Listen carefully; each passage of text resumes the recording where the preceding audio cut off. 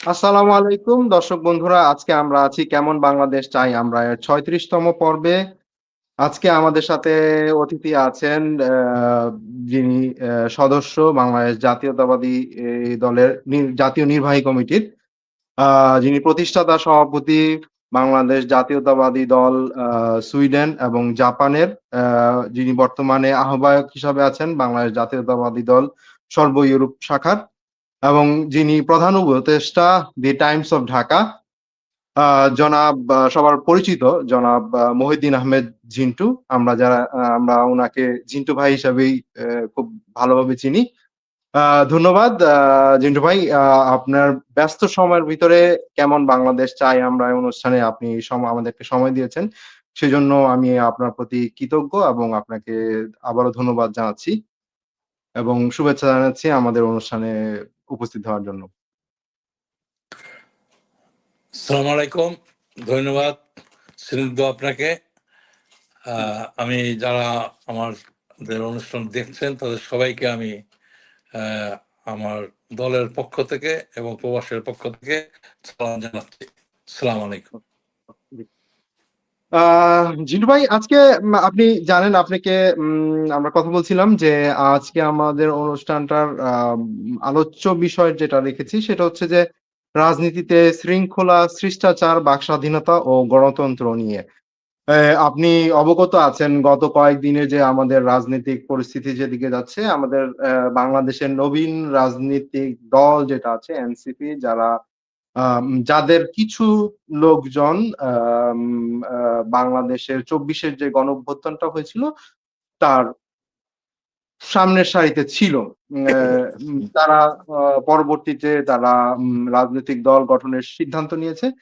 তাদেরই এক নেতা যিনি নাসিরউদ্দিন পাটোয়ারি, তার আসলে আ উম লাগামহীন কথাবার্তা, বা আপনি যদি বলেন তার শিষ্টাচার বহির্ভূত কথাবার্তার কারণে অনেকেই ক্ষিপ্ত হয়ে থাকেন। উনি অ্যা আ যখন জাতীয় নির্বাচনের আগেও অনেক কিছু বলেছেন। তো অনেকে তাকে পাগল বলে, উনি আবার অনেকের ছাগল চুরি করেও খেয়ে ফেলেছেন। আসলে উম আমাদের আমি আপনাকে প্রশ্নটা একটু বড় করেই করছি কারণ আপনি জাতীয় নির্বাহী কমিটির সদস্য। আপনি জানেন আমাদের যিনি সংসদ সদস্য আছেন হবিগঞ্জের মাননীয় চিফ হুইপ সাহেব, ও জি কে গাউস সাহেব, উনাকে জি কে গাউস সাহেবের মতন একজন প্রবীণ রাজনীতিবিদ আসলে নাসিরউদ্দিন পাটোয়ারীকে প্রতিপক্ষ হিসেবে দেখার কারণটা আপনি কি মনে করেন? ধন্যবাদ। এমন একটি লোকের নাম আপনি এখন বললেন, জি, আমি আসলে অনেক সময় আমি আলোচনায় আসি। জি, এই ধরনের এমন একজন লোককে নিয়ে আলোচনা করতে হবে, এটা আমি বা আমরা অনেকে ভাবিনি বা ভাবি না। আপনারা জানেন, আমরা বিশেষ করে আমরা যারা রাজনীতি করি, আমি সেই যুবদলের প্রতিষ্ঠাতা সিনিয়র সহসভাপতি ছিলাম ঢাকা মহানগর যুবদলের, জি, জি, অবিভক্ত ঢাকা। আমি তখন যুবক ছিলাম এবং সেই সময়ে আমাদের বিরোধী দল ছিল ওই সময়ে আওয়ামী লীগ, জি, এবং আওয়ামী লীগের অনেক প্রভাবশালী নেতা ছিলেন। আমরা ওই সময় দেখেছি যে সিনিয়রদের সাথে, সে আমাদের বিরোধী দল ছিলেন কিন্তু আমরা তাদেরকে ভাই বলে রাখতাম। কোনো কোনো সময় নাম যা বলতাম তাও আমরা ইজ্জত সহকারে কথা বলতাম। জি, এবং রাজনীতির একটা শিষ্টাচার আছে যেটা আপনারা জানেন, যে জি, আমি রাজনীতি করি, আমার বক্তব্য থেকে হাজার হাজার লোক আমার বক্তব্য শুনছেন। জি, আমি আমার সামনে যখন আমি বক্তৃতা দেই, মানুষ তখন তাকিয়ে থাকে আমার দিকে যে আমি কি বলি, আমার কাছ থেকে শিক্ষা গ্রহণ করতে চান। আপনারা জানেন তারা এনসিপি, এটা একটি ছাত্র সংগঠনই বলা চলে। ছাত্ররাই জি, এখানে সবাই সংযুক্ত। ছাত্র থেকে তারা ডিরেক্ট রাজনীতিতে চলে আসছেন। এবং মূল দল তারা করছেন, যুব বা ছাত্র সংগঠন তাদের অংশগ্রহণ করেননি, তারাই মূল দল। আজকে যেমন আমরা যুবদল, ছাত্রদল, বিভিন্ন অঙ্গ সংগঠন, আমরা মূল দল থেকে ডিরেক্ট মূল দলে যাওয়ার আমাদের সুযোগ হয়নি। আমরা জি, ছাত্র দল থেকে যুব দল থেকে করে আজকে আমরা মূল দলে আসছি। এরা কিন্তু কোনো এই ধরনের কোনো দল করেনি, যে ছাত্র থেকে তারা মূল দল, এনসিপি একটা দল গ্রহণ করেছে, এনসিপি। জি এখন এই জায়গায় এসে আমরা দেখতে পারি কি, একজন ছাত্র সে তার বাবা সমতুল্য লোকরে, ওই কোন চ্যাটের বাল, ও ও তো ওই তো কোনো ও কুত্তার বাচ্চা, ওকে শুয়োরের বাচ্চা, এই ধরনের জাতীয় নেতাদের নাম ধরে কথা তো বলা দূরের কথা, তাদের বাবা মাকে দিলে গালি দিচ্ছেন। তাই আমি রাজনীতি করি কি আমার বাপ্পাকে গালি শোনানোর জন্য? আমি এত আজকে আমার 50 বছর রাজনীতি করি আমি, হ্যাঁ, বা যারা রাজনীতি করে আমাকে গালি শোনার জন্য রাজনীতি করি? এই জি জনগণের না কাছ থেকে কিন্তু আমরা আশা করতে পারি। আজকে জনগণ থেকে তো রাজনীতিতে চলে আসে ছাত্র সমাজ, এরা আগামী দিনের ভবিষ্যৎ, এরা জাতির মেরুদণ্ড। এদের কাছ থেকে জনগণ কি আশা করে? তাদের কাছে আশা করে যেটা, সেটা দেশকে কিভাবে উন্নয়ন করতে পারে। আজকে জি অতীতের নেতারা ভুল করেছে, তাদের ভুলগুলা আপনারা সুন্দরভাবে তুলে ধরেন। তার বাপ মাকে গালি দেওয়া, তাকে গালি দেওয়া, তাকে বলা, এটা তো আজকে কি হয়েছে? আজকে যার নামটি আপনি বললেন, এটা সে আজকে জাতীয় বেয়াদবে পরিণত হয়েছে। আজকে আপনাদের এতটুকু ছেলে তো মনে করেন আমাদের ছোট ভাইরা, সবারই ছোট ভাই আছে, নেতৃবৃন্দ জি যারা আমরা আছি, নেতা আছেন, ছেলে আছে, আমাদের ছেলের বয়সের একটা ছেলে, সে যদি বলে বাবা মানে গালি দেয়, এটা দুঃখজনক ছাড়া আর কিছু নয়। তো এই ধরনের রাজনীতি যারা শুনেন এবং তাদের কথা শুনেন এবং তাদেরকে সমর্থন দেন, আমি মনে করি তাদের তাদের তারা ঠিক ওয়েতে নাই। এবং বিশেষ করে আমি এগুলোতে বিশেষ করে সাংবাদিক ভাইদেরকে বলবো, আপনারা এই ধরনের লোকদের উৎসাহিত করবেন না। বিকজ এরা জাতিকে ধ্বংস করে দিবে, সমাজকে ধ্বংস করে দিবে, আগামী দিনের রাজনীতিকে ধ্বংস করে দিবে। আমার আপনার যে চাহিদা থাকবে, সেই চাহিদাটা নষ্ট করে দিবে। এই ধরনের লোকেরকে যদি আমরা সহযোগিতা করি, তাদেরকে যদি আমরা সমর্থন করি, আমি চাই না আগামীতে এই ধরনের রাজনীতি আমাদের দেশে আসুক। আজকে আমরা এমন একটা জায়গা থেকে আসছি যে ছাত্র সমাজের যে একটা বিশাল ভূমিকা ছিল, সর্বস্তরের ছাত্র সমাজ, আহ, জনগণ, আহ, এবং কৃষক শ্রমিক সবাই মিলে আজকে একটি নতুন দেশ আমরা উপহার দিতে পেরেছি 24 তারিখের পরে, আপনার স্বাধীনতার পরে। হ্যাঁ, এই একটা যে যেটা আজকে 16-17 বছর আমরা আমরা স্বাধীনতা ভোগ করতে পারিনি, সেই স্বাধীনতা আমরা ফিরে পেয়েছি। এটাকে যাতে আমরা সুন্দরভাবে আমরা সেটাকে ধরে রাখতে পারি, সেই দিকে নজর আমাদের সবাই রাখতে হবে। ধন্যবাদ। জি জিত ভাই, যেটা আপনি বলছিলেন, আমি আসলে যেটা আমি কোশ্চেন গুলি আসলে আমি কালেক্ট করা বিভিন্ন জায়গা থেকে, যেটা পাটোয়ারিকে আসলে মানে মেইন জিনিসটা হচ্ছে যে সে তো যা ইচ্ছা তাই বলে। সে তো মানে অনেকে রাজনীতিবিদ মনে করলেও হয়তো এনসিপিও রাখছে যে আমরা, আপনার হয়তো খেয়াল থাকবে যে হাসান মাহমুদ ছিল আওয়ামী লীগের, যিনি সবসময় বিএনপি নিয়ে নানান কিছু বলতেন। হ্যাঁ? নাসিরউদ্দিন পাটোয়ারি অনেকটা আমার কাছে এরকমই মনে হয়। হয়তো তার একটা নতুন ভার্সন হয়তোবা। কারণ উনি সবসময় পাগল প্রলাপ বলতে থাকেন যাতে প্রতিপক্ষকে রাগান্বিত করানো যায়। আম বিএনপি যদি এই ক্ষেত্রে উম রাগান্বিত না হয়ে তাকে তার মতন ছেড়ে দিত, সেক্ষেত্রে কি মনে হয় না যে আরেকটু ভালো হতো? মানে এই কারণে বিএনপি তাকে হত করতে গিয়ে মনে হচ্ছে যে আসলে বিএনপির ক্ষতি হওয়ার থেকে তারই লাভ হইছে বেশি, যে সে আরেকটু পপুলার হয়ে গেছে বেশি। মানুষের একটা সিম্পাথি পাইলো। এনসিপি এখন নিজেকেও মনে হচ্ছে যে না, সেই প্রধান বিরোধী দল, জামাতকেও সাইড করে না, আসলে বিএনপি চাচ্ছে যে এরকম হোক, জামাতও সাইডে চলে যাক, আওয়ামী লীগের সাইডে চলে যাক, এনসিপি প্রধান বিরোধী দলে আসুক। এটা আপনি যেটা বললেন, আমার মনে হয় না এটা ঠিক বললেন। কেননা আচ্ছা, এখানে আচ্ছা। আপনি জানেন যে আহ, সব একটা রাজনীতি একটা শিষ্টাচার আছে। একটা বেয়াদব যদি আজকে ছাড় মতো করে এইভাবে কথা বলে, তাহলে হাসান মাহমুদ তো তাহলে সবই ঠিক বলেছেন। জি, হাসান মাহমুদের সম্বন্ধে আপনারা সবাই জানেন সে একটা পাগল, এবং সে এবং আওয়ামী লীগের নেতৃবৃন্দ বলেন যে তার জন্য আমাদের দলের বিশাল ক্ষতি হয়েছে। আজকে তারা সাফারা হাসান মাহমুদের ব্যাপারে, এটা আওয়ামী লীগের লোকরা এখন নেতৃবৃন্দ অনেকে এই কথাগুলো বলে যাচ্ছেন যে আমাদের কয়েকটা ভুলের ভিতরে হাসান মাহমুদকে হয়েছে। আমাদের জন্য অনেক ক্ষতি হয়েছে দলের জন্য। তাই আজকে মনে করেন এনসিপি একটা নতুন দল, আমরা ওয়েলকাম জানাইছি, এবং এই জি ছাত্র আন্দোলনে তাদের একটা বিশেষ ভূমিকা ছিল, তাদের প্রতি একটা সম্মান আমাদের সবাই রয়েছে, পাশাপাশি ভালোবাসা রয়েছে। ওদের সম্মানটা আজকে নষ্ট করে দিবে এরকম পাটারির মতো লোকরাই। আজকে এই পাটারি যে কথাগুলো বলছে, এটা কোনো সুস্থ লোক এইভাবে কথা জি বলতে পারে না। একটা অসুস্থ লোককে যদি আমরা সমর্থন দিই, তাহলে আমাদেরকে মানুষ অসুস্থ বলবে। এবং আগামীতে যে আজকে তারেক রহমান আমাদের পার্টির চেয়ারম্যান,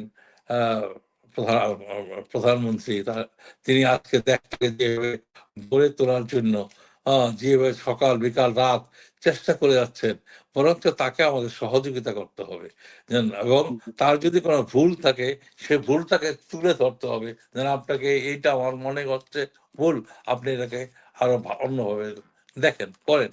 তো সেই দিকে লক্ষ্য রেখে তাকে যদি আমরা বিরোধী দলে থেকে, হ্যাঁ, আমরা যদি যারা বিরোধী দলে আছেন, তারা যদি এইভাবে আমাদেরকে ইনস্ট্রাকশন দেন যে না, এইটা এভাবে করা ঠিক না, এটাকে এভাবে করেন। যারা ভুল করতেছে, যারা বিএনপি একটা বিশাল বড় দল, এই দলের মনে করেন সব এক ভালো মানুষ থাকবে তাও কথা না, খারাপ মানুষ থাকতে পারে।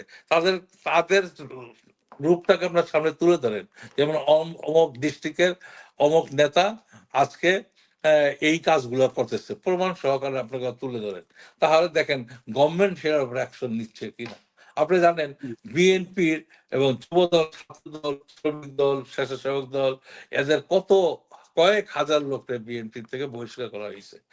জি স্টিল টুডে এখনো তাদের বহিষ্কার অনেকের আদেশ ঝুলন্ত অবস্থায় রয়েছে।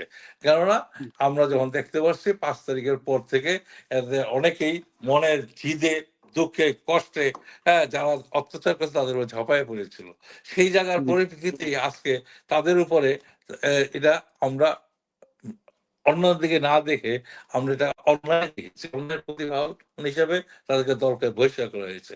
আর আজকে যদি এনসিপি মনে করে যেন একটা বেদকে নিয়ে সামনে নিয়ে আন্দোলন করে উল্টাপাল্টা কথা বলে গালাগালি করে তারা আগামীতে বিএনপি মতো ক্ষমতায় চলে আসবে, এটা আশা করা ভুল হবে তাদের জন্য, জি আমি মনে করি। জি, ধন্যবাদ। সুন্দর বলেছেন। আসলে রাজনীতিতে শিষ্টাচার থাকা উচিত। আ আশা করি এনসিপিও এই বিষয়ে গুরুত্ব দিবে।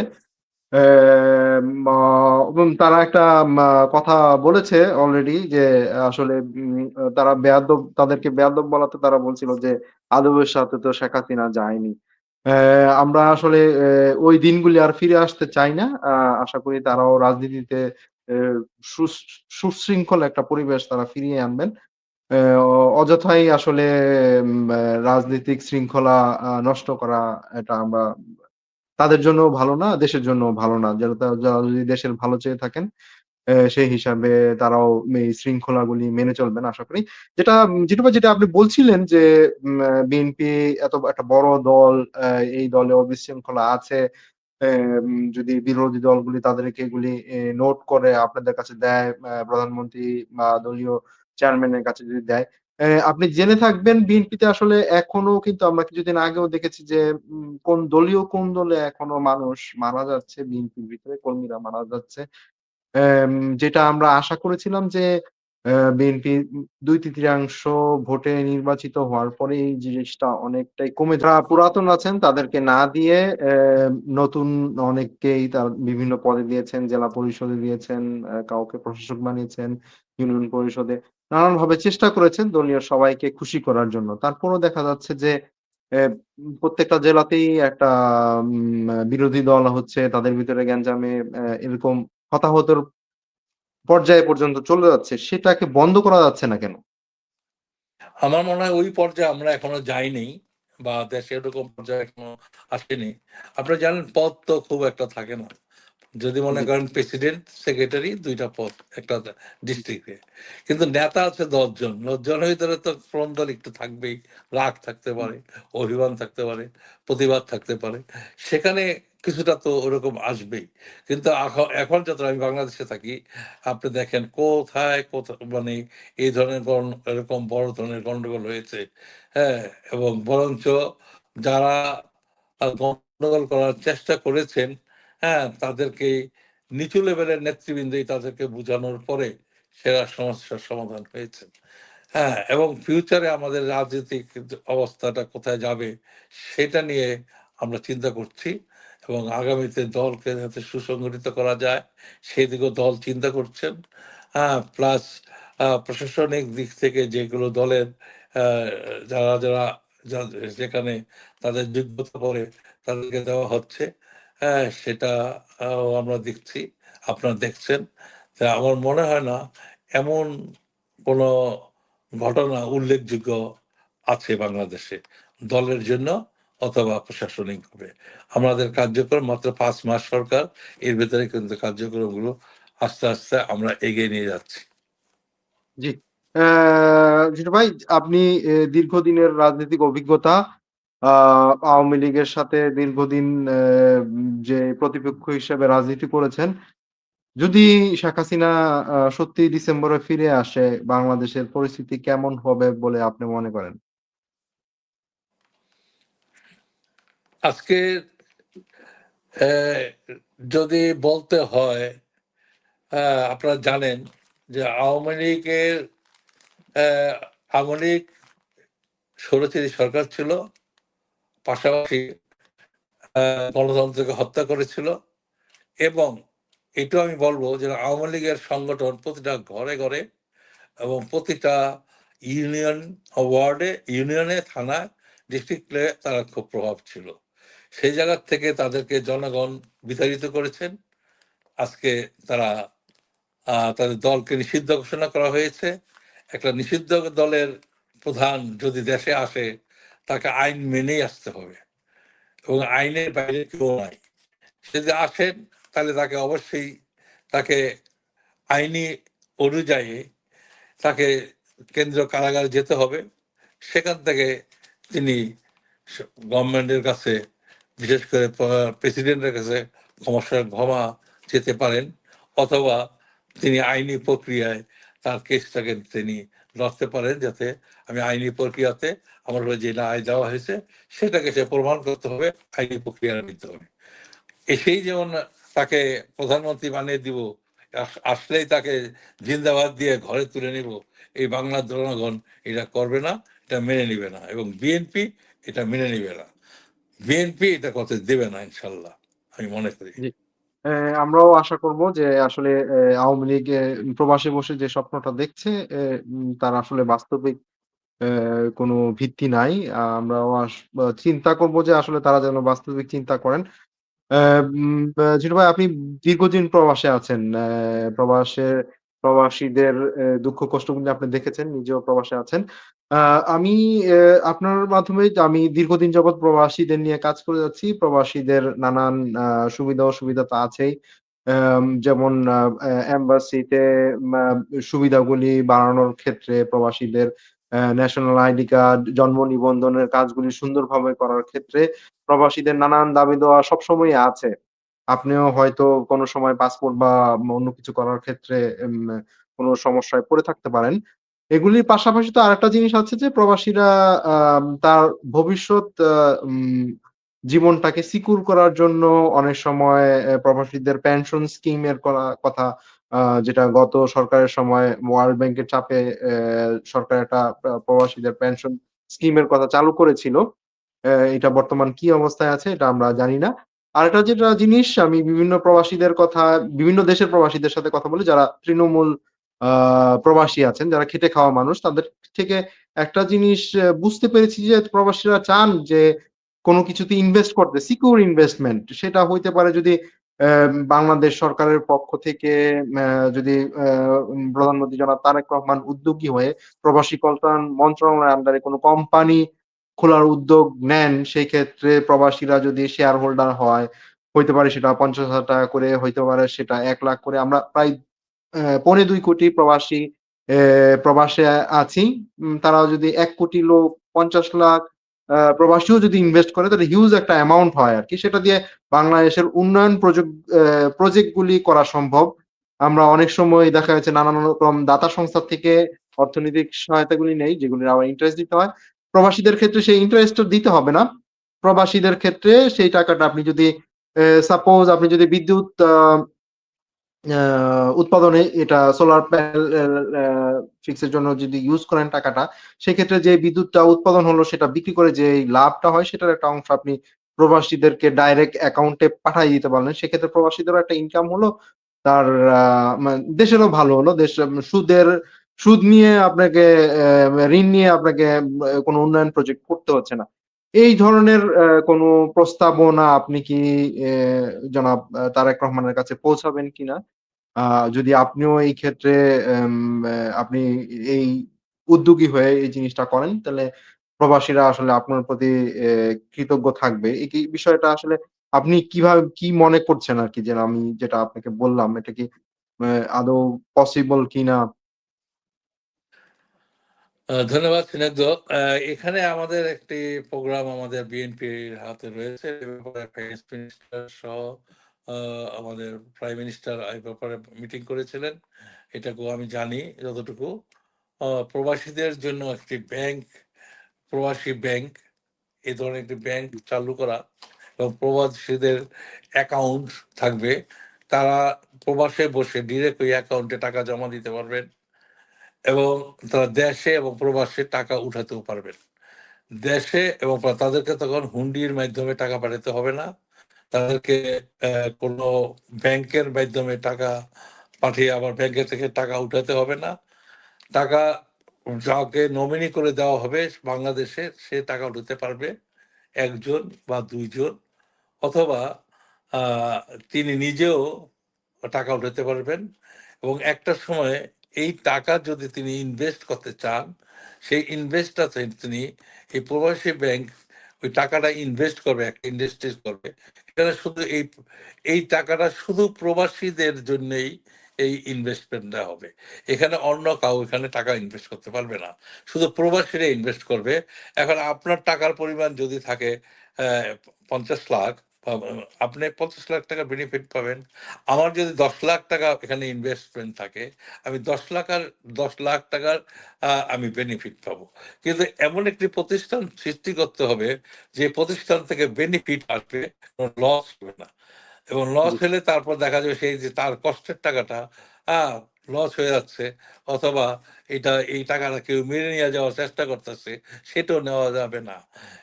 এবং আমরা দেখেছি যে আপনারা প্রবাসী যারা আছেন, তারা অনেকেই আমরা অনেকেই আমরা শেয়ার ক্রয় করি। কিছু, জি, কিছু শেয়ার আছে যেটা শুধু লাভ হবে, লস হবে না। জি, আমি লাভেরটা নেব, আমার প্রফিট কম হবে, বাট আমার লাভ হবে, আমি লস হবে না। তো জি, বাংলাদেশেও কিন্তু এই সিস্টেমে আপনার কিছু শেয়ার আপনি কিনতে পারবেন, যেটার প্রফিট হবে, লস হবে না। সেটা রাষ্ট্রীয় আ কোম্পানি হবে। সেখানে আপনি জি, ইনভেস্ট করতে পারেন। সেখান থেকে দেখা গেল এই টাকাটা আপনাকে বলা হবে, এখানে আপনি এত% পাবেন ইয়ারলি। আপনি এটাকে নিতে পারেন। ইন্টারেস্টটা এটা হলো আপনার প্রফিট। এখানে প্রফিট। সুদ না, প্রফিট। জি, আপনি ওইভাবে নিতে পারেন এবং সরকারকে এই আপনার প্রফিটের এত% আবার ট্যাক্স আপনার সরকারকে দিতে হবে। সরকারকে জি, আমি একজন বাংলাদেশী হিসাবে আমি যদি 20% ট্যাক্স দেই, আপনার জন্য 10% ট্যাক্স, অথবা 8%, 5% ট্যাক্স করা হবে। আপনার কমপ্লিট ট্যাক্সটা যাবে কম। কিন্তু আপনার টাকাটা তখন হালাল হইল। আপনি ট্যাক্স জি, দিয়ে সরকারকেও ট্যাক্স দিচ্ছেন এবং আপনি কষ্ট করে উপার্জন করছেন এবং এই টাকাটা আপনার ব্যবসায় ইনভেস্ট করছেন। এবং জি, এই ইনভেস্টমেন্ট হচ্ছে, যেখানে ইনভেস্ট করবেন সেটা সেখানে প্রফিটেবল আপনার এই ব্যবসাটা হবে। এখানে আপনার কোনো ১ জি, পয়সাও লস সরকারি হবে না। জি, যে বন্ড এই গুলি যে ধরনের আছে। একটি চিন্তা ভাবনা আমাদের লিডার আগামীতে প্রবাসীদের জন্য করতেছেন। আমরাও তাকে বলবো, আমিও তাকে বলবো, আমরাও তাকে বলবো, এই ধরনের একটি জি, প্রবাসীদের জন্য যাতে এমন একটি আ বিশেষ করে ব্যাংকের নেয়ার ব্যাপারে এরকম একটা ব্যবস্থা করা হোক। এটা আমি ব্যক্তিগতভাবে আজকের পরে আপনার সাথে কথা হলো। এরপরও আমি এটা নিয়ে আমি আমাদের আ ফাইন্যান্স মিনিস্টার আছেন, প্লাস আ আমার সুযোগ হইলে আমি প্রধানমন্ত্রীর সাথে এই কথাগুলো বলতে পারবো ইনশাল্লাহ। জি। আ ধন্যবাদ জিতু ভাই। হুম। আমরা আসলেই কৃতজ্ঞ থাকবো আপনি যদি এই বিষয়গুলি প্রবাসীদের দুঃখ কষ্টকর বিষয়গুলি মাননীয় প্রধানমন্ত্রীর কাছে এবং স্ব কর্তৃপক্ষের কাছে যদি আপনি এই কথাগুলি তুলে ধরতে পারেন। আমরা সবাই প্রবাসী যারা আছি, প্রবাসীরাও উপকৃত হবে এবং দেশও উপকৃত হবে।